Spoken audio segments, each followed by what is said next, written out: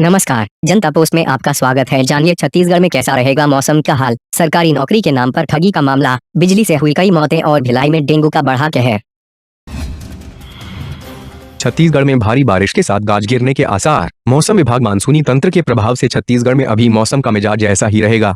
बादल छाने के साथ ही प्रदेश के विभिन्न क्षेत्रों में हल्की से मध्यम वर्षा होगी। साथ ही कुछ क्षेत्रों में भारी वर्षा के साथ बिजली भी गिर सकती है।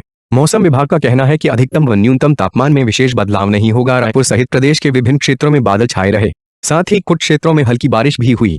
मौसम विज्ञानियों का कहना है कि अभी मौसम का मिजाज ऐसा ही रहेगा और किसी भी प्रकार से बदलाव के संकेत नहीं है।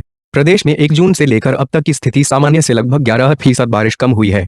सरगुजा में सबसे कम बारिश हुई है, वहीं रायपुर में बारिश की स्थिति सामान्य से ज्यादा रही। मौसम विभाग ने बताया कि एक निम्न दाब का क्षेत्र उत्तर बंगाल की खाड़ी के मध्य स्थित है तथा इसके उत्तर पश्चिम दिशा में आगे बढ़ते हुए अगले 12 घंटे में प्रबल होकर अवदाब के रूप में बदलने की संभावना है।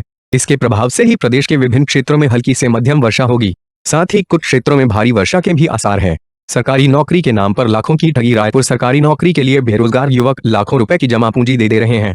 ताजा मामला रायपुर के टिकरापारा थाना क्षेत्र से सामने आया है। फूड इंस्पेक्टर और पटवारी की नौकरी के नाम पर 6 लाख रुपए की धोखाधड़ी की गई है। पुलिस ने धोखाधड़ी के तहत अपराध दर्ज किया है। इतना ही नहीं, आरोपित पैसे लेने के बाद वापस मांगने पर जान से मारने की धमकी दी है। टिकरापारा थाने में रिपोर्ट दर्ज करवाई। फरवरी 2022 में पटवारी पद पर शासकीय नौकरी का विज्ञापन दिखाया। इसके बाद नौकरी लगा देने का लालच दिया। नौकरी लगवाने के नाम पर 3 लाख रुपए की मांग की। पीड़ित झांसे में आ गया और उसके घर जाकर नकद 3 लाख रुपए दे दिए। जिसके 15 दिन बाद जब नौकरी के संबंध में पूछा तो उसने कहा नहीं नौकरी लगेगी और नहीं पैसे वापस करूंगा। इसके साथ उसने धमकाते हुए कहा किसी से नहीं डरता। आरोपित के खिलाफ इससे पहले भी नौकरी के नाम पर ठगी की शिकायत की थी। आरोपित ने टकेश्वर को खाद्य विभाग में फूड इंस्पेक्टर में शासकीय नौकरी लगाने के नाम से 3 लाख रुपए नकद ले लिए। आरोपित ने कुल 6 लाख की धोखाधड़ी की है। त्रिशूल मारकर हत्या। दुर्ग जिले के रसमड़ा बाईपास सड़क पर एक मंदिर के पास त्रिशूल मारकर हुई हत्या में मृतक की पहचान वारदात उजागर होने के बाद भी नहीं हो सकी है। मौके पर मिली मोटरसाइकिल के आधार पर पुलिस को मृतक की शिनाख्ती और आरोपियों तक पहुंचने की उम्मीद थी, लेकिन मोटरसाइकिल का नंबर फर्जी निकलने से पुलिस को जांच की दिशा बदलनी पड़ी है। अब आसपास के सीसीटीवी कैमरे के फुटेज खंगालने के साथ ही होटल और ढाबों में पूछताछ की जा रही है। रसमड़ा बाईपास से लगे एक मंदिर के पास दिन दहाड़े एक युवक की हत्या से सनसनी फैल गई थी। हत्यारों ने युवक की त्रिशूल से हत्या करने के बाद मृतक की पहचान छिपाने के लिए शव के ऊपर लकड़ी रखकर पेट्रोल डालकर जला दिया था। मौके पर पुलिस ने एल्यूमिनियम वासर और लोहे के एंगल बरामद किए हैं। इसके आधार पर आशंका जताई जा रही है कि मृतक और आरोपी आसपास के औद्योगिक क्षेत्र में लोहा चोरी करते थे और चोरी के माल या फिर उसकी रकम के किसी बंटवारे को लेकर विवाद के बाद हत्या हुई है। घटनास्थल पर पुलिस ने एक मोटरसाइकिल बरामद की है। इस मोटरसाइकिल में लगी नंबर प्लेट के आधार पर पुलिस ने रायपुर आरटीओ से संपर्क किया, लेकिन मोटरसाइकिल का नंबर फर्जी निकलने से पुलिस की उम्मीदों को झटका लगा। मोटरसाइकिल चोरी की होने की संभावना है। मौके पर जांच पड़ताल के बाद एल्यूमिनियम वाशर और लोहे का एंगल मिला है। इससे आशंका है कि चोरी के लोहे के बंटवारा में विवाद हुआ होगा। सड़क किनारे सभी होटल और ढाबों पर जाकर पुलिस पूछताछ कर रही है। भिलाई में फैला डेंगू। मिले मरीज। भिलाई में इस साल फिर डेंगू फैलने लगा है। अब तक भिलाई में 4 मरीज डेंगू के मिल चुके हैं, जिसमें अकेले 3 मरीज तो टाउनशिप के सेक्टर 2 से है और 1 मरीज के का है, जिसका स्पर्श हॉस्पिटल में उपचार चल रहा है। 4 मरीजों में 2 का उपचार चल रहा है, वही 2 लोगों को डिस्चार्ज कर दिया गया है। डेंगू फैलने के कारण निगम प्रशासन और बीएसपी प्रबंधन में हड़कंप मच गया है और डेंगू फैलने का कारणों का पता लगाने के साथ निगम का अमला और बीएसपी के पीएचआई विभाग के लोग डेंगू फैलने की जानकारी होने पर सक्रिय हो गए। स्वास्थ्य विभाग से मिली जानकारी के टाउनशिप में तीनों मरीज सेक्टर 2 और सड़क नंबर 4 में पाए गए हैं। जांच करने पर यहां के रहने वाले राजीव, सुयश साहू व उनकी मां पूजा साहू की रिपोर्ट डेंगू पॉजिटिव आई है। इससे साफ है कि सेक्टर 2 सहित पूरे टाउनशिप में डेंगू फैलाने वाले मच्छर का खतरा बना हुआ है। मच्छरों से राहत देने के लिए निगम और बीएसपी ने मिलकर फॉगिंग कराने और दवा छिड़काव का कार्य शुरू कर दिया है। टीम लोगों के घरों में जाकर कूलर के पानी को भी निकलवा रही है।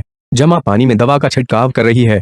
इधर भिलाई निगम के पटरी पार्क क्षेत्र में शांतिनगर वार्ड 14 सड़क 28 निवासी सुमीत कर्मकार सैमिकॉलन 25 वर्ष की रिपोर्ट डेंगू पॉजिटिव आई है। चारों मरीजों में 2 की हालत ठीक है, वहीं पूजा साहू और सुमीत कर्मकार की हालत खराब है।